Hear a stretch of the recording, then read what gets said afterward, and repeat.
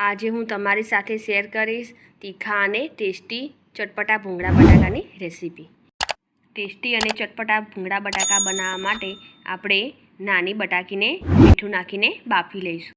નાના બટાકા ના હોય તો મોટા પણ ચાલે।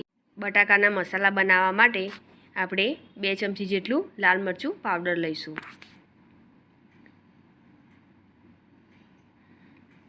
અને 4 થી 5 નંગ લસણની કળીઓ લઈશું અને 2 ટામેટા લઈશું।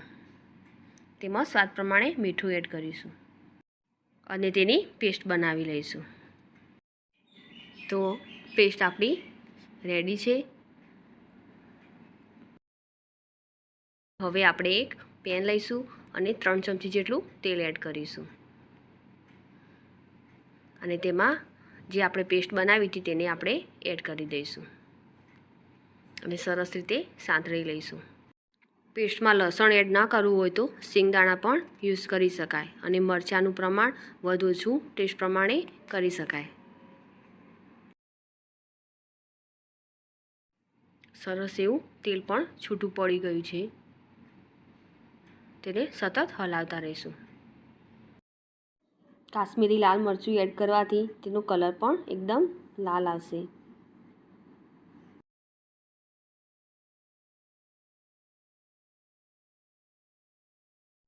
હવે તેમાં થોડું પાણી એડ કરીશું અને થોડું કૂક થવા દઈશું। સરસ એવું કૂક થઈ ગયું છે। હવે આપણે તેમાં જે બટાકા હતા બાફેલા તેને પણ એડ કરી દઈશું અને સરસ રીતે કોટિંગ થઈ જાય મસાલાનું તે રીતે આપણે મિક્સ કરી લઈશું। હવે તેના પર આપણે ગરમ મસાલો એડ કરીશું અને એક લીંબુનો રસ એડ કરીશું અને સરસ રીતે બધાને મિક્સ કરી લઈશું। તો તૈયાર છે આપણા ભૂંગળા બટાકાના બટાકા। આપણે હવે તેને સર્વ કરીશું। ઉપરથી થોડી ગ્રેવી પણ એડ કરી દઈશું અને ભૂંગળા સાથે તેને સર્વ કરીશું। તો મસ્ત ચટાકેદાર અને ચટપટા એવા આપણા બટાકા ભૂંગળા રેડી છે।